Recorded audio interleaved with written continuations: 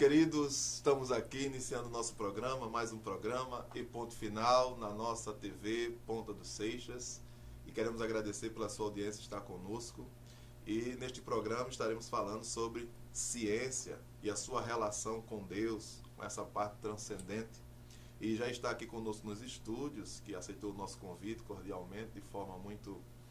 somos gratos a ele por estar aqui conosco, o nosso querido pastor e professor Pedro, que é professor na área de física, na área de teorias de campos e partículas da UFCG, e também é teólogo, compreende na área tanto da ciência como na área da teologia, e estará conosco aqui trazendo para nós esse conhecimento que, de forma muitas das vezes mal interpretada, não é bem entendida dentro da esfera da igreja. E aí nós estaremos aqui fazendo esta conversa que será muito proveitosa para todos nós. E desde já eu já quero agradecer ao pastor Pedro, ao professor Pedro, por ter aceitado o nosso convite e estar aqui conosco neste programa e ponto final de Cosmovisão Cristã, Cosmovisão ao alcance de todos. Eu agradeço, eu estou muito agradecido a você e à direção da TV, né, por ter me convidado, ter dado essa oportunidade de falar um pouco, né, de a ciência e o cristianismo, né, numa perspectiva de cosmovisão, onde não existe nenhum conflito, eu entendo dessa forma, entre ciência e religião. Muito E bem. por isso estou aqui para a gente ter um bate-papo nessa visão. Uma conversa bem, digamos assim, bem pertinente, porque quando se fala em ciência, se percebe ainda no meio, digamos, cristão, eu não diria um preconceito, mas eu diria que um espanto. E de certo modo esse espanto é até bom, porque o espanto traz essa atmosfera da curiosidade pelo conhecimento. Mas também existe uma fobia de um certo modo as pessoas se distanciam porque entendem assim, ciência é uma coisa e Deus, cristianismo é outra. E Verdade. quando nós temos assim alguém que é exatamente preparado na área para ter essa compreensão, teve essa experiência com Deus e compreende essa cosmovisão cristã, então facilita para que se abra o leque para muita gente que está em casa poder perceber essa relação. Então nós já começamos aqui com a primeira pergunta para nós aqui, digamos assim, abrilhantarmos essa nossa conversa aqui com o nosso querido professor Pedro, e também pastor e teólogo. Professor Pedro, diga-me uma coisa, na sua perspectiva, sei que você tem uma experiência grandiosa dentro do campo acadêmico da universidade, 30 anos aí de trabalho doado para o público dentro da universidade, como um professor, né, titular. Eu queria perguntar a você exatamente qual a relação, na sua perspectiva, da ciência com Deus. Isso torna-se difícil? Como podemos relacionar e como as pessoas de casa podem perceber assim esta relação? Ela é distanciada ou ela converge? Qual a sua ideia sobre essa relação? A ciência e Deus tem alguma coisa a ver? Ok, pastor Fábio.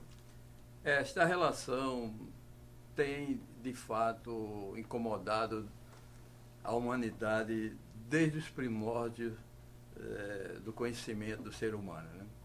Desde o princípio, né, os primeiros filósofos, os filósofos chamavam os filósofos da ciência, né? E tem a ver, sim, porque o homem sempre fez essa pergunta, né? Quem eu sou, para onde eu vou, de onde eu vim, são perguntas que têm perturbado ao ser humano no íntimo, na alma. Ao longo da história. Ao longo da história. E a ciência tem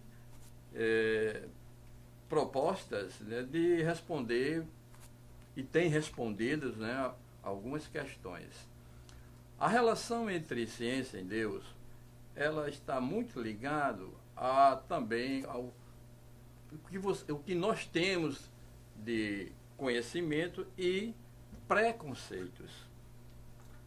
E também pela a ignorância em si de determinados assuntos. Isto. Né? Se eu não conheço a teologia e eu não conheço a ciência, eu não vou conseguir ver uma relação entre ciência e Deus. Se eu conheço só a ciência, eu não vou conseguir ver como essa ciência tem relação ao divino, ao Deus, e especificamente ao Deus cristão.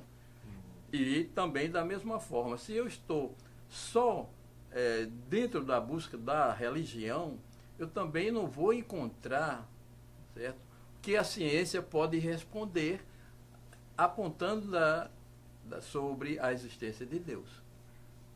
E, no caso, um Deus cristão. Então, mas tem esta relação.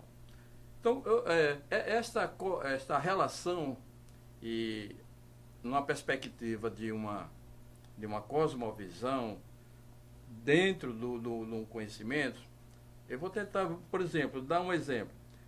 Um princípio na ciência que muito conhecido por muita gente, que diz assim: na natureza nada se cria, nada se perde, tudo se transforma. Muito bonito, é certo e é correto. Lavoisier. Se você for olhar ao longo da ciência, da história do conhecimento da humanidade, Aristóteles e antes de Aristóteles, homens tiveram pensando coisas semelhantes nesta direção, mas fechou nesse princípio. Isto é fato consumado e é conhecido. Então vamos olhar, primeiramente, a ciência já criou esse princípio e já está determinado, já está ciente de que isso é uma verdade científica. Será que isso tem a ver com antropologia? Vamos ver. Na natureza nada se perde, nada se cria, tudo se transforma. O que é que a antropologia pode pensar disso? Está dizendo que o homem, ele é incapaz de criar. Isso. Está dizendo isso. Então, eu estou olhando para um princípio científico, mas eu estou extraindo conhecimento antropológico. E, de certo modo, isto acaba, dentro dessa perspectiva, desta digamos, verdade científica, acaba revelando um Sim. ser que é, digamos assim, diferente ou fora deste homem que não pode criar. Sim, que não pode criar. E outra, e teologicamente, será que teria alguma coisa, alguma revelação divina que falasse algo semelhante a esse princípio? Temos Eclesiastes, capítulo 13, se eu não me engano, Eclesiastes capítulo 3, versículo 13, lá a gente encontra uma afirmativa do escritor que diz: o que Deus fez, nada se pode acrescentar nem tirar. Nem tirar, nem diminuir. Na Bíblia Viva, nem diminuir. Nada se pode. E é uma afirmativa teológica que está dizendo que tudo que Deus fez para durar para sempre. Exatamente. E nada se cria além disso, nem se retira. Ou seja, Olha, uma correlação. Uma correlação com o princípio de Lavoisier. Isso. Então, a ciência, ela tem a correlação com Deus. Isso vai depender muito da nossa profundidade, primeiro, com a intimidade com o Criador, com o Deus cristão, o Deus que a Bíblia fala, a Bíblia cristã fala, que a Bíblia cristã revela, e com o que a ciência vai montando conhecimentos para o ser humano. Muito interessante. Muito interessante. E aí é interessante que certamente as pessoas que estão em casa estão assimilando isso, que, voltando a dizer, esta correlação baseada em quê? Que a verdade é uma, é única, é singular. Não existe uma verdade plural, né? Não. Ela tá na ciência, ela está na teologia, a verdade é única. E aí você observa que estes homens, conforme o professor Pedro tem dito, interessante que isso faz pensar que eles viveram em épocas diferentes e não havia esta comunicação entre eles porque não havia tecnologia, não havia essa dimensão que há hoje. Sim. E então eles viveram em épocas diferentes e aí você observa a unidade desta verdade entre estes homens que se dispuseram a pesquisar, se dispuseram a fazer as suas, digamos assim, as suas teorias, né? Exato. E que isso converge exatamente na revelação de Deus. Sim. Não sei se basicamente fui claro em relação a isso. É mais ou menos isso. Não é isso? Você vê, por exemplo, hoje que está em moda, né, a questão dos fake news, o negativismo, né? Isso. A onda de que a Terra é plana. E você vê que nos livros escritos de Isaías, do profeta Isaías, lá a gente encontra a revelação de Deus dizendo que lá a sua esferidade da Terra, que a Terra é esférica.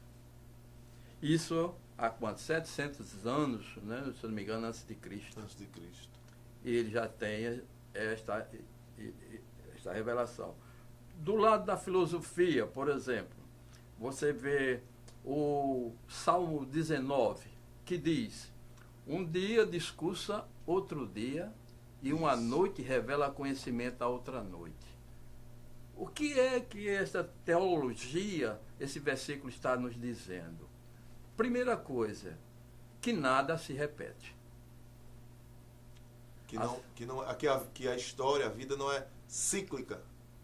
Não é estática. Um dia discursa outro dia. Ela é linear. Exato. Evolui, né? Um dia discursa outro dia. E uma noite revela conhecimento a outra noite. Então, o dia de ontem, nós não vivemos mais o dia de ontem. O passado está lá, ficou. O dia da manhã virá e a gente vai conhecer e viver o dia da manhã que torna-se presente, né? Uhum. Então, esse versículo, né, o Salmo 19, desse versículo aí, ele mostra, né, que a dinâmica do universo está se falando como um todo dia, né? Aí você vê que o salmista, ele expressa a grandeza de Deus, né? Como é que o Deus divino tão grande produz uma diversidade de eventos. Os eventos de ontem não são os mesmos de hoje. E os de amanhã serão outros. Anos depois desse salmista, né, que foi escrito, eu acho que 500 e poucos antes de Cristo, nós encontramos Heráclitos num pensamento filosófico muito bonito, verdadeiro, e que diz: ninguém mergulha duas vezes no mesmo rio. Por quê? Porque aquelas águas que estão sempre em fluido. Você mergulha nesse instante, ao se levantar, quando voltar a mergulhar, você não mergulhou nas mesmas águas. Que as de anterior já passaram, né? Já passaram. Olha, se você faz um paralelo entre Heráclito, a filosofia de Heráclito, e o salmista, eles estão expressando uma realidade que é única, ou seja, o mundo é dinâmico. Estão falando a mesma verdade, em palavras diferentes, com palavras diferentes. Ilustrações diferentes. Ilustrações diferentes. Então a ciência e a religião, no caso, o divino, o Deus, né, cristão, você vê que não existe dificuldade de se fazer ciência e estudar e compreender o Senhor, estudar teologia. Porque a essência de Heráclito, nessa afirmativa filosófica, é a mesma essência que está o salmista lá no Salmo 19. Muito interessante, muito interessante. Aí eu fico observando que de forma muito assim, clara, isso que você aborda, eu fico observando como a verdade, ela pode ser revelada, e ela é revelada exatamente em qualquer contexto, e aí no caso aqui especificamente a ciência, como converge com a revelação bíblica. Sim. Né? Como sim, converge sim. com a revelação bíblica. Ou seja, neste caso, o professor Pedro entende que a ciência, ela torna-se então, ela é na verdade, não se torna, ela é na verdade um instrumento que, ao invés de, como muitos pensam, de nos distanciar de Deus, a ciência, ela é um instrumento da graça comum, Sim. que nos leva Sim. a Deus, de certa maneira, para entendermos, no mínimo, que existe um ser Sim. sábio, um ser dinâmico, um ser criador, que foi capaz de criar tudo isso que há no universo. Mais ou menos por esta linha. Nessa abordagem que eu acabei de falar, né, procurando mostrar uma relação da convivência que é possível de ciência e religião, no sentido religião cristã, né? Mas tem um outro lado da ciência, e especificamente na questão de como a ciência é feita, né, numa sociedade, de um modo geral, né, no mundo, né, e como ela é tratada por alguns. Eu quero dizer o seguinte: muitos se ensinam, né, nas universidades, nas escolas, de um modo geral, que a ciência é a verdade. A verdade está com a ciência, mas, vírgula, não é bem assim. Ela ensina que é a verdade absoluta? Não, ela não é. Entendo. Não é uma verdade absoluta, mas é uma verdade. Vou citar um exemplo. O Newton, quando descobriu as leis dele, né, da gravitação, porque a Terra atrai o Sol atrai a Terra, ele resolveu o problema do sistema solar para explicar. Mas tem algumas dificuldades que a lei de Newton não explicou. Por exemplo, a questão do periélio de Mercúrio. Não foi possível Newton, na teoria dele, dar resposta. Mas ele deu uma resposta explicando como é que a Lua é atraída pela Terra, a Terra atrai a Lua. É uma resposta parcial, podemos dizer assim? Que contribuiu, mas que era necessário Sim. Outras revelações. Exatamente. Quando você diz outras, quem são essas outras? Exatamente o Albert Einstein, A relatividade. quando faz a relatividade, na teoria da relatividade, que deu a explicação para o problema do periélio de Mercúrio, que a teoria de Newton não explicava. Então, a teoria de Einstein melhorou, entre aspas, né, a de Newton. Deu resposta a que a teoria de Newton não deu. Então, aquela verdade de Newton era uma verdade, vamos dizer assim, limitada para aquele fenômeno Terra e Sol, Terra e Lua. Mas quando foi para o fenômeno de Sol e Mercúrio, o periélio, que tinha um problema no planeta, Newton não podia dar resposta à teoria de Newton. Foi a teoria de Einstein. A de Newton está errada? Não estava errada. Entendo. Apenas agora era um outro fenômeno que estava aparecendo, que estava sendo trabalhado.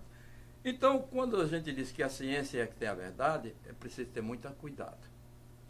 Agora, nisso aí, existe uma dificuldade muito grande, que a sociedade, ou melhor dizendo, os ensinos da ciência, a questão de hegemonia, né? E eles não se mostra a ciência como um conhecimento, uma técnica limitada.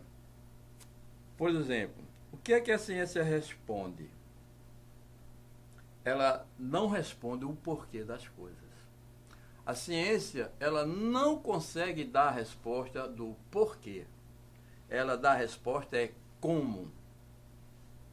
pegando esta questão que é bem pertinente, nós iremos para o próximo bloco, e no próximo bloco nós queremos saber sobre esta questão, que é bem pertinente, bem interessante, e que as pessoas em casa com certeza ficaram agora de orelha em pé, né? Essa questão aí, muito interessante. Então daqui a pouco nós iremos voltar aqui com o nosso professor Pedro, professor em física, né, em teorias de campo e também de partículas, e também estamos de volta aqui no nosso programa E Ponto Final, na nossa TV Ponta dos Seixas, e hoje entrevistando aqui o professor em físicas, né, que trabalha aí de forma maestral os seus argumentos. No bloco passado aqui ficamos assim bem aqui nos deliciando do conhecimento, e agora ele vai continuar aqui o que no final do bloco ele estava falando, que a ciência não responde o porquê, mas o como. Fala um pouco para nós aí, professor, sobre essa questão, que é muito interessante. Estamos aqui de orelha em pé para poder saber sobre isso. Pastor Fábio, é uma coisa muito interessante. De um modo geral, ou no inconsciente coletivo, se passa muito isso da ciência, que ela responde o porquê. Mas a gente precisa ver com os olhos, com uma lente bem microscópica mesmo. Veja bem, vou começar com uma metáfora. Dar um exemplo. Teve uma ocorrência policial aí, um delito, certo? Você assiste na televisão, todo momento, um delito, uma pessoa cometeu um crime, né? E foi chamada a polícia e vai começar a haver uma investigação. Certo. Primeira palavra, investigação. Investigação está também no conteúdo da pesquisa. Todo cientista faz investigações. No caso aí que estamos falando, né, da sociedade, um delito, aí chega-se o quê? A polícia científica.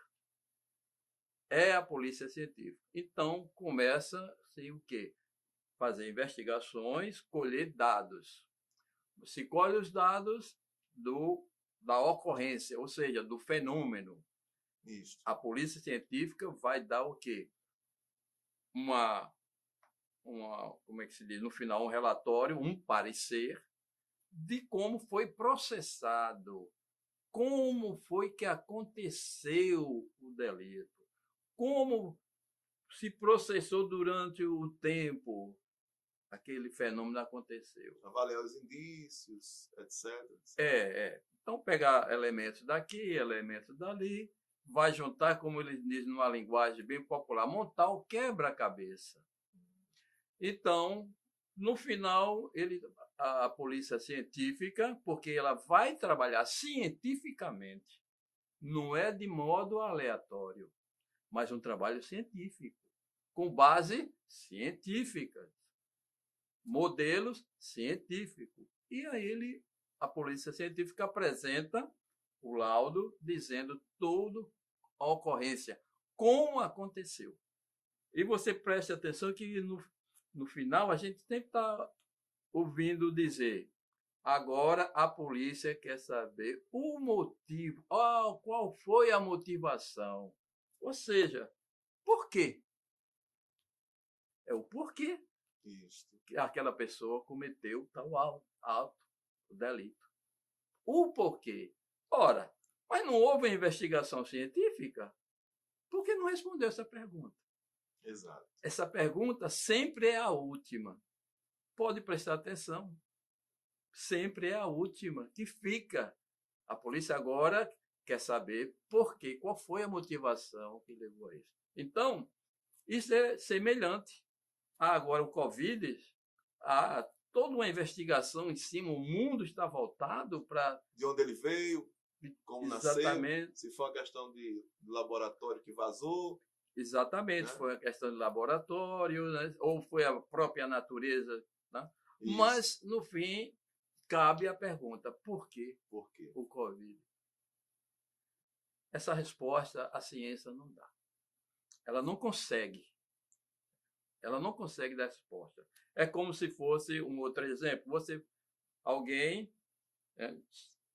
prepara aqui um bolo, faz um bolo, pega todos os elementos, preparou e chega para você e traz para você.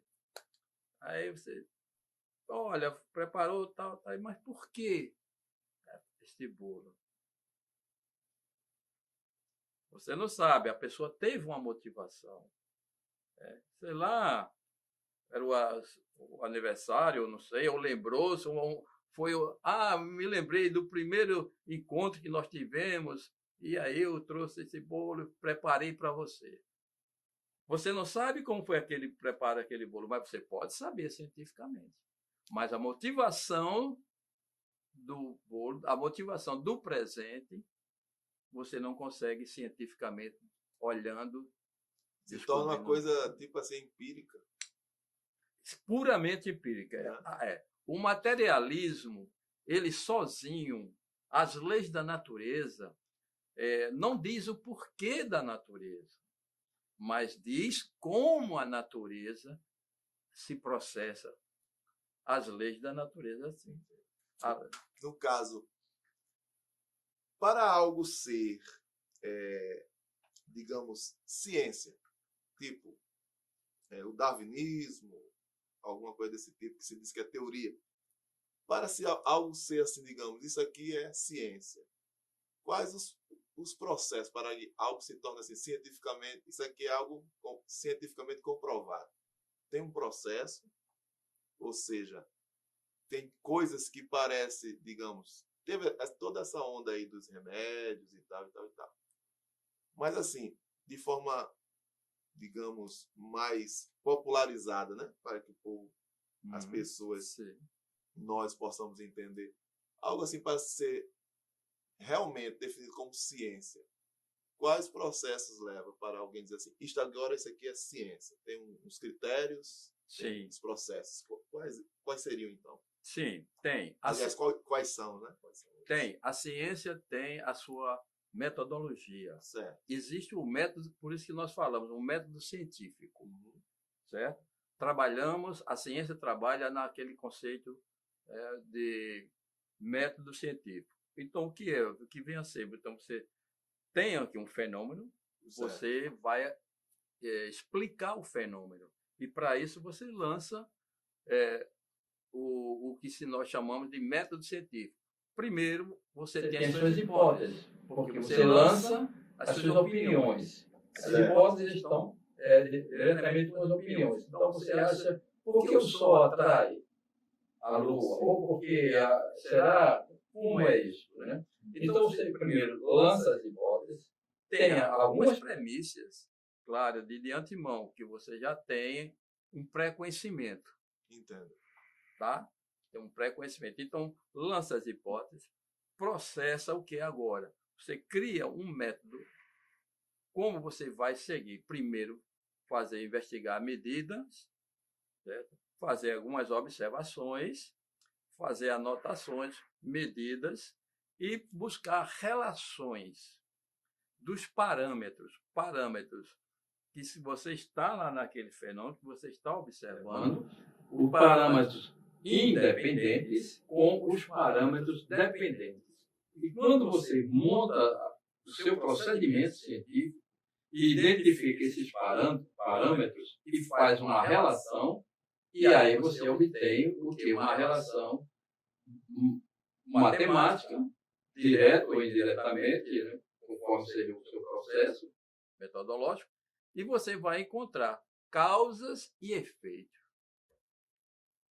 O que é que causa aquele fenômeno e qual o efeito é naquele fenômeno. E a partir daí se torna o quê? Depois que encontra essa causa e efeito, aí você vai encontrar leis, certo? Que estão relacionadas. Esses elementos com esses outros que determinam basicamente como eles estão relacionados. Então, você tem o quê? Nisso aí, você tem um conhecimento. Então, você diz, tal efeito veio desta causa. Ou esta causa produz esse efeito. Entendo. Então, isso aí, você construiu um conhecimento. Esse conhecimento foi construído num procedimento que nós chamamos de método científico. Você tem que elaborar hipóteses. Tem todo um processo. Tem todo um protocolo. Para que se possa chegar. Agora, este método, professor Pedro, ele serve para qualquer área do universo a ser estudado. É um método que pode ser aplicado a toda uma... Você vai estudar sobre a área da antropologia, do corpo humano, das questões escolares, psicologia. Sempre é o mesmo método. Sim. Vai diferenciar são algumas técnicas. Mas o modelo é basicamente... O modelo científico, ele tem uma base única, no sentido de que você tem que lançar hipóteses, variáveis que você vai observar, certo? Medidas, catalogar e relacionar. Entendo. Diga-me uma coisa, no caso do darwinismo, ele pode ser chamado, como é chamado, né? Ele é chamado nas escolas, nos livros, né, tal, de teoria. Sim. É legítimo essa aplicação como teoria, porque você mostrando aí dessa forma do método científico, tem todo esse processo. E quando chega nessa parte de causa e efeito, tem as leis que determinam, como o Darwin, digamos assim, ou os seguidores de Darwin, porque às vezes, como acontece muito nas questões da menina e calvinista, os seguidores são mais radicais, né, do que os próprios líderes, digamos assim. Neste caso aí, o darwinismo, digamos assim, eles elaboraram essa teoria baseada em que causa e efeito, assim, na sua concepção. Fala um pouco aí. Olha, pastor Fábio, eu não tenho o aprofundamento do darwinismo, da teoria da evolução, né? Tanto assim como eu trabalho a física. Mas, veja bem, há muito debate nisso aí, certo? E há teorias, toda teoria ela é passível de como é que se diz, não é reestruturação, mas de um aprimoramento. Uma análise mais aprofundada. Porque não vai responder todas as questões. Sim, entendo. Pronto, no caso da física, a teoria da relatividade ainda não responde questões ainda. Para você ter ideias, existem mais problemas sem resposta do que respostas de problemas. Entendo. No universo, para você ter ideia, estudando a cosmologia, ela tem mais de 10 questões que elas não têm resposta. Muito mais de 10. Por exemplo, no universo há mais matéria escura e energia escura. Há mais elementos desconhecidos do que os conhecidos. 3% do nosso universo é de matéria conhecida. O restante é desconhecido. 97%. É a matéria escura. 70 e poucos por cento. Para você ver como o desconhecido é grande do homem. Se chama-se matéria escura e energia escura, não é pela cor, é porque é desconhecido. Desconhecido do homem. Que o homem não tem... É distante do conhecimento ou porque o homem não tem a resposta? Não tem a resposta, não sabe o que é, não tem ainda. Sabe que existe, é como se fosse... ele olhasse Deus e não acredita que Deus existe. Entendo. Então, está lá. Eles têm os efeitos da matéria escura, da energia escura, mas não sabem como ela é. No caso da teoria da evolução, tem muitas questões que a teoria da evolução não responde. Não responde. E várias partes da teoria da evolução biológica, microscópicas e macroscópicas, né, que a teoria da evolução não dá resposta. Agora, o que existe? Aí eu vou sair um pouco da nossa abordagem, mas é uma questão hegemônica, aí já entra numa questão grande, que é a questão das hegemonias, certo? Ou seja, grupos de interesse onde tem vários interesses por trás da ciência. Então, há aqueles grupos que defendem a ciência dessa maneira. A política está em todo lugar. Tem a dificuldade. No caso da biologia, por exemplo, da teoria da evolução, eu acho interessante uma coisa. Tantos cientistas admitem que a física, no caso, tem tantas questões que não respondem e não querem admitir que a teoria da evolução tem bastantes questões que não respondem, que não bate, que não fez. Mas eles querem tratar como uma teoria que dá a resposta. Mas que não dá. É aquela questão. Aí entra de uma forma mais, talvez de forma mais ampla na física, talvez, né? Essa parte da matéria, da questão da evolução ou involução. Sim. Não é isso? Fala um pouco para a gente, supor, a matéria, se supor, ele disse que, por exemplo, o homem mesmo evoluiu, advindo do macaco, por exemplo. Certo. Mas o que nós observamos na vida humana é uma involução. Não é isso? Uma involução. Isto pode ser um dos pontos, digamos que a teoria do darwinismo eles não conseguem responder, porque eles dizem que há evolução, mas o que nós observamos em toda parte é uma involução, ou seja, aquilo que é novo tende a ficar velho, aquilo que é forte tende a ficar fraco, né? E que entra naquela teoria da lei, da termodinâmica, alguma coisa assim. Eu não sei se eu entendi bem, mas você quer dizer o seguinte, que o universo está morrendo, é isso? É porque eles propagam que houve uma evolução, certo? Sim. Mas o que nós observamos aqui é uma involução. Não é isso?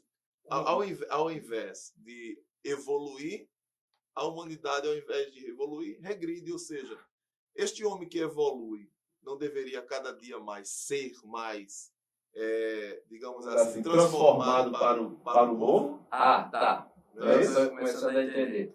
A evolução você fala no sentido de uma visão de cosmovisão. Isso. Não é só uma evolução materialista. Exato. Tá. O que nós observamos é o contrário. Né? Sim. Isso é uma questão, inclusive, eu assisti uma palestra, não sei se você viu aqui, daquele filósofo, teólogo, o americano, teve aqui uma pessoa, o William Gregg. Muito boa, ele tem um livro muito bom que fala disso aí. Isso aí você está trazendo a questão da ética e a moral, por exemplo, que a ciência ela não responde porque o ser humano,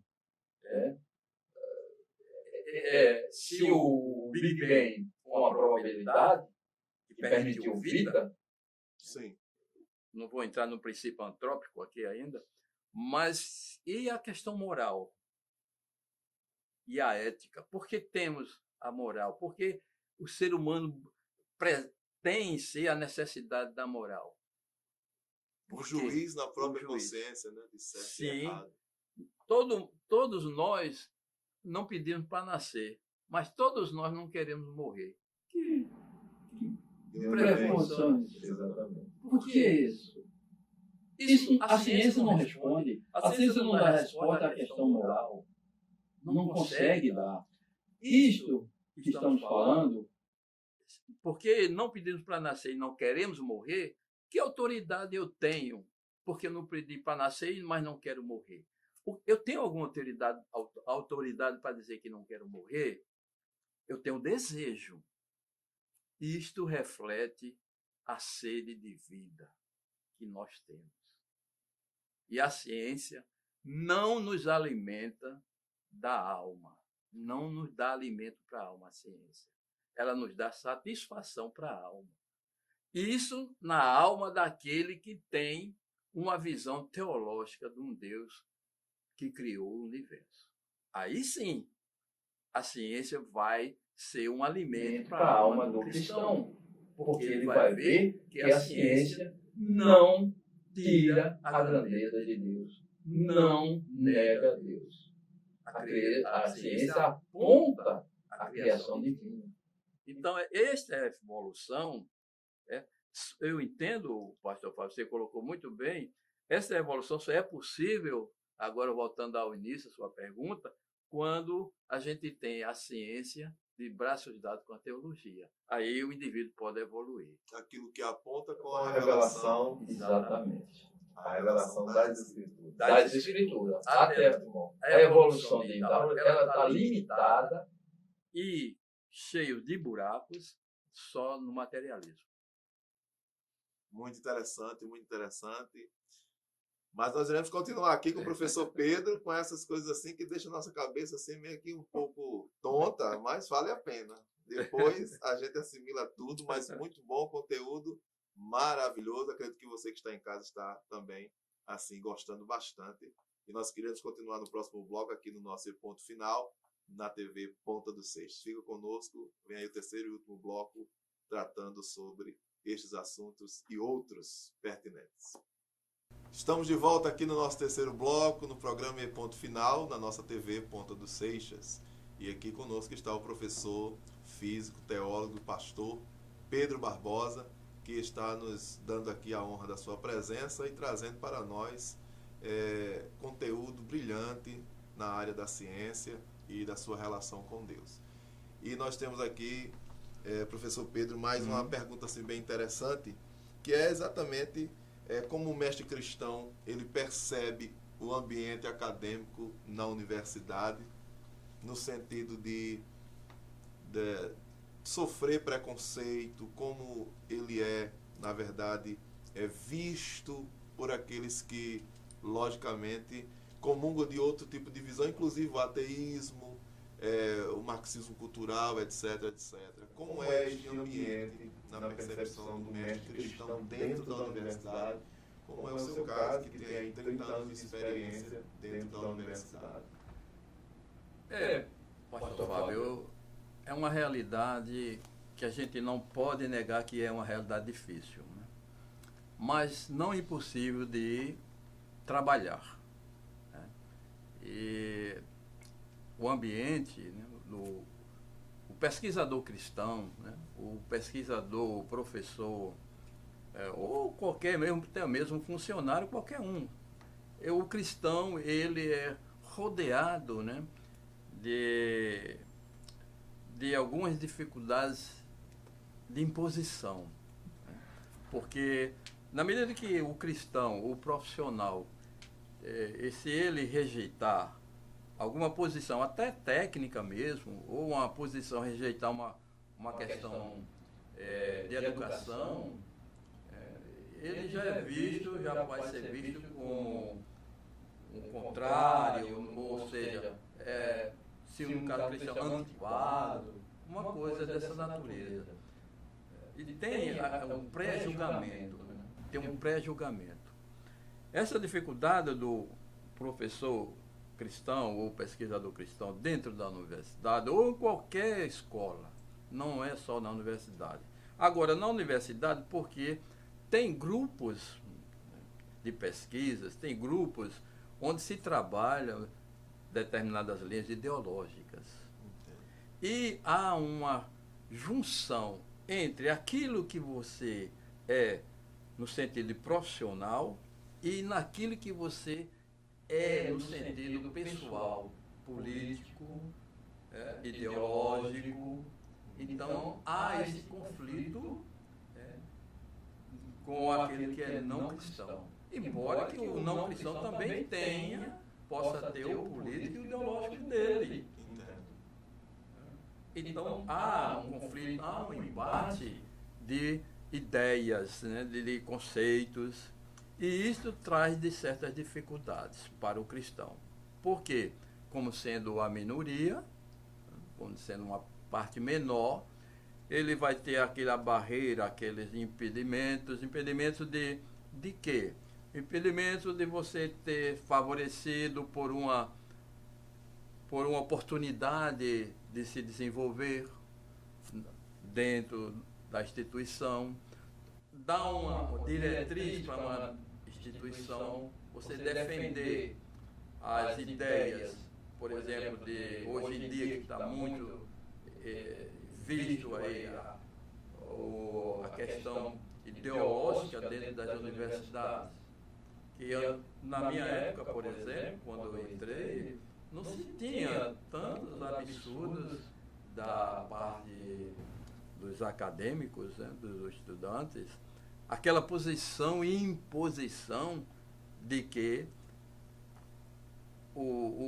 uma ideologia que eles trazem de partidários, de outras, para que seja implantado dentro da universidade. Não tinha, ou seja, qual era a ideia nossa naquela época?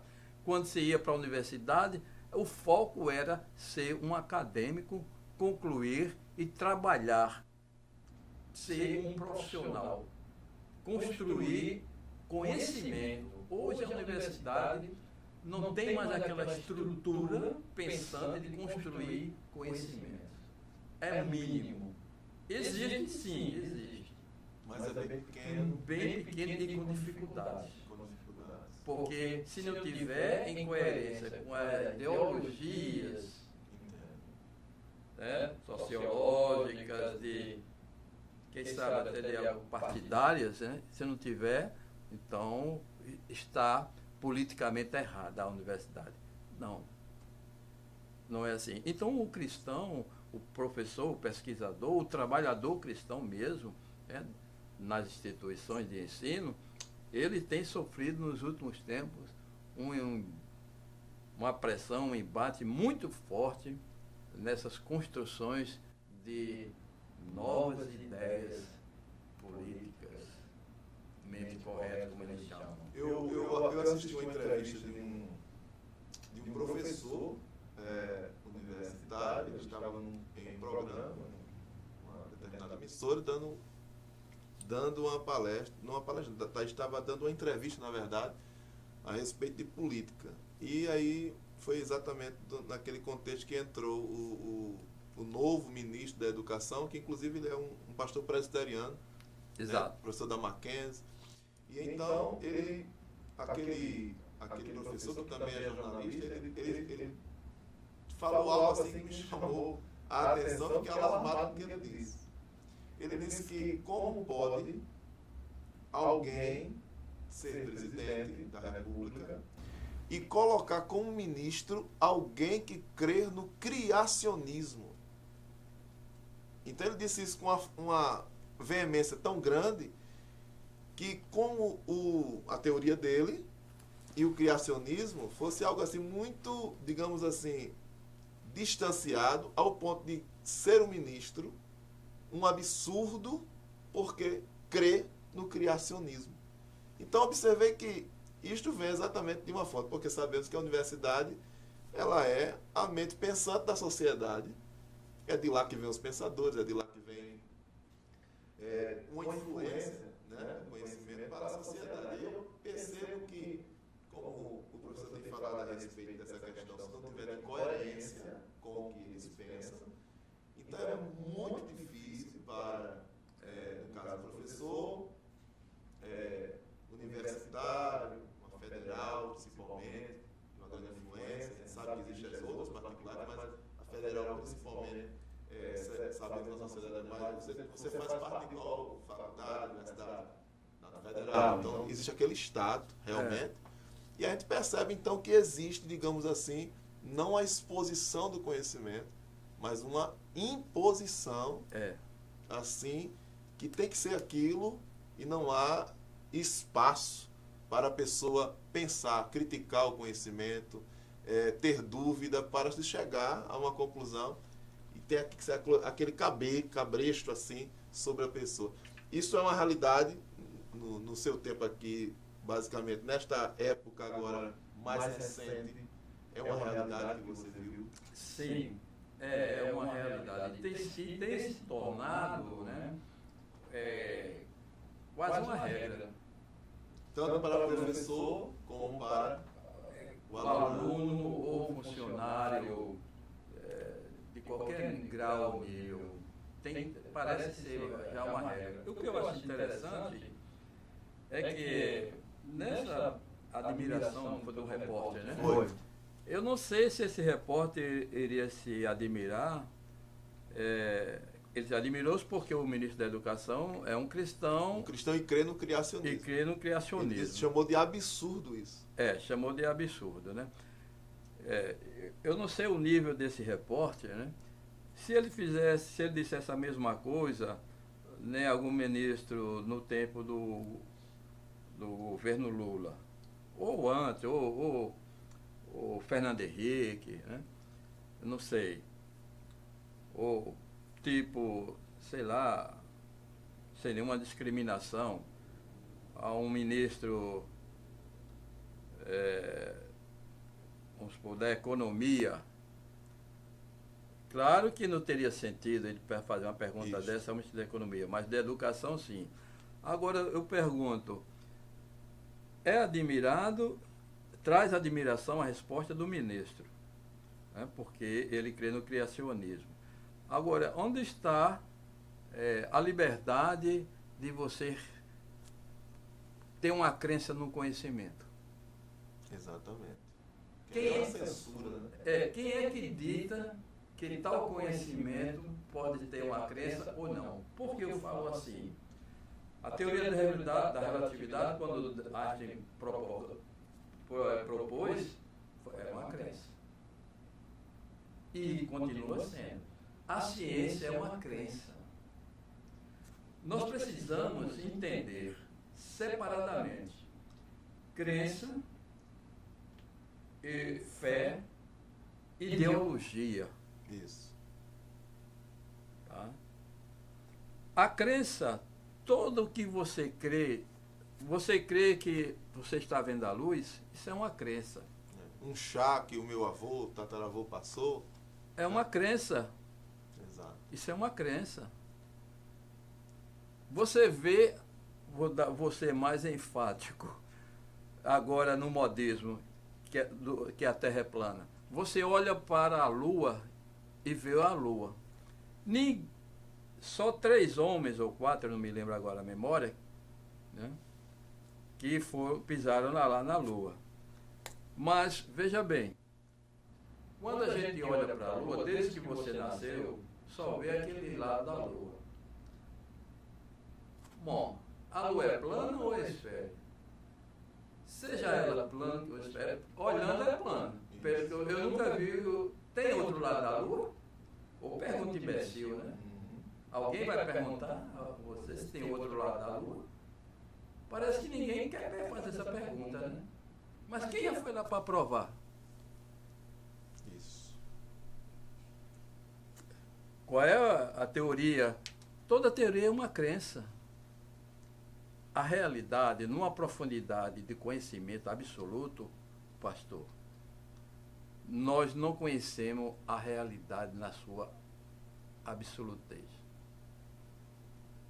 No absolutismo do conhecimento, só existe um, que é Deus.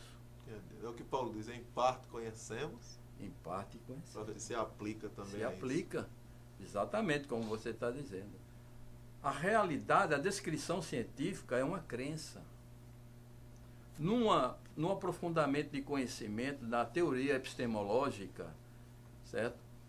Nós vamos nos aprofundando e vamos entendendo que a realidade é uma das... Compreender a realidade como ela é, fidedigna o que ela é algo quase impossível para o ser humano.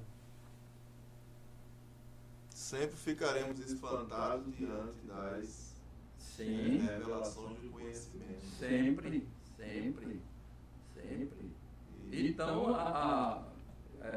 essa coisa de que esse jornalista se admirou, fez essa pergunta, eu acho que é uma ignorância dele. O tamanho da ignorância que ele viu no ministro da Educação, o pastor, eu refleto o tamanho da ignorância dele. Isso. Porque eu vejo a minha ignorância quando eu me deparo com o outro. Eu vejo a minha feiura quando me deparo com o espelho. Isso. Certo? Eu não posso me conhecer sozinho se eu não olhar para o meu redor. A não ser com Deus. E assim, para me conhecer, eu tenho que olhar para Deus. Verdade. Que é a expressão, digamos assim, mais objetiva Mais objetivo. para nos percebermos. Eu tenho uma coisa no meu currículo que eu nunca esqueci. Eu não era cristão. Quando eu entrei na universidade, passar por médias nas disciplinas era algo difícil. E fazia a prova final, mesmo passando por média. E tive um professor alemão, né, que me deu uma lição grande. Eu realizei uma prova dele e respondi, e no final eu terminei a prova, eu fiquei em dúvida em umas questões. Mas eu esperava um 9, uma coisa assim. E quando eu fui falar com ele, fui saber da nota, me decepcionei com a nota. Para resumir, eu discuti com ele, ele abriu mão de uma coisinha lá, mas de outras não. E isso ficou na minha mente. Eu perguntei para ele, professor, um excelente professor, o alemão, o senhor não faz uma prova para que um aluno possa tirar um 10? Que a prova está dada. E ele me respondeu, 10 só para Deus. E isso ficou no meu ouvido, pastor Fábio. Eu nunca esqueci. Então o 9 dele era Não, eu não tirei 9. Era um 10, né? Quando ele dava um 9, Era 10, né? Interessante isso. Muito bom a abordagem, muito interessante a questão dos nossos telespectadores, e posso ser corrigido tranquilamente, mas eu penso que é de uma certa forma uma estratégia que está havendo, eu não diria global, mas pelo menos na esfera dos governos de uma ideologia socialista, comunista, não sei, por essa linha aí, que parece que existe uma pretensão de que as pessoas sejam, digamos, pseudos doutores, e aí eu não falo doutor de medicina, pseudo doutores do conhecimento, porque tem a formação, mas não tem o conteúdo. Sim. Recebe o título, mas não tem a esfera do conteúdo. É tipo assim, porque você vai para uma escola, hoje tá lá, é híbrido a questão. Então, é uma determinação que vem lá de cima. Eu acredito que não seja do MEC, não sei. Mas há uma determinação, tenho conversado com vários professores, e observando que há uma determinação de que, se o aluno tirou 1, 2, não importa, tem que passá-lo. Isso vai se construir lá na frente, uma sociedade que vai viver, digamos assim, essa forma de um pseudo-conhecimento, analfabetismo, como se diz, forçado até. Como você vê essa parte e como você vê também a estrutura de um cristão para entrar na universidade? Como ele deveria se preparar antes, no sentido, em relação, não logicamente, para chegar lá e cristianizar a universidade, porque isso nunca foi e nunca será o objetivo de igreja cristã evangélica, nunca será. Mas de pelo menos se manter cristão na universidade. Sim. Não é isso? É verdade. Como o senhor vê essa parte e quais os conselhos que você daria para a juventude, para a igreja cristã nesse sentido?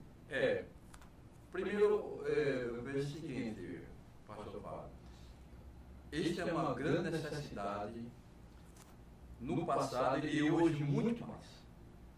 Isso foi uma necessidade no passado e hoje é muito mais e urgente, e a cada vez mais esta necessidade vai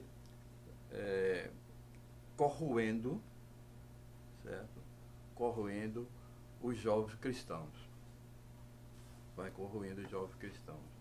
E a preparação, eu acho que para o jovem cristão, para entrar na universidade, chegar, tem que ser uma realidade objetiva. O que eu quero dizer com isso? As igrejas têm que aceitar isso, preparar seus jovens para ingressar na universidade. Porque a universidade de anos atrás, principalmente as federais, não são mais as mesmas. Certo? Ideologicamente, elas foram, como é que se diz, invadidas. E até politicamente. Mas política temos em todo canto, né? Mas ideologicamente elas foram invadidas. Então, o cristão ele precisa chegar lá com conhecimento cristão, conhecimento teológico é importantíssimo, né? E saber se posicionar. Tá? Não é ouvir A ou B, professor A ou B, e até mesmo algumas doutrinas, né? E achar que o que ele tem de cristão, achar que está errado, que está enganado. Não. Não se intimidar com as falácias, que são muitas, de várias maneiras, sutis, muito sutis, né? Quando a gente pensa que não tem nada a ver, mas é só o que tem a ver. Então, não ser um cristão, um acadêmico inocente. Tá? E quando eu digo inocente, no sentido de que tudo é verdade, tudo é certo, tudo vale. Não, não é isso. Não é assim. Você tem que chegar, o cristão tem que chegar lá com firmeza no seu conhecimento e ir com base. E para isso só tem uma maneira, é estudar a Bíblia. Estudar. E também pesquisar. A Bíblia não vai dar resposta científica. A Bíblia não vai dar resposta de conjuntura social no sentido ciência e religião. Não vai dar. Mas, estudando a Bíblia e pesquisando, tendo uma cosmovisão do que é a universidade, certo? A ciência, ele pode entrar e se firmar e ter sua posição sem ser abalado. Isso digo em todas as áreas, nas exatas, na área médica, né? Na área de saúde, melhor dizendo, nas engenharias. Muito bom. E aí entra a questão né, na esfera aí pastoral, né? Sim. A igreja, como o professor tem dito, preparar os seus jovens, preparar as pessoas, enfim, porque adultos também, as pessoas já agora mesmo um jornalista aí mostrou que está entrando na universidade com 80 anos, né? Então, assim, enfim, sendo cristão, o segredo é se preparar teologicamente, biblicamente, para poder enfrentar.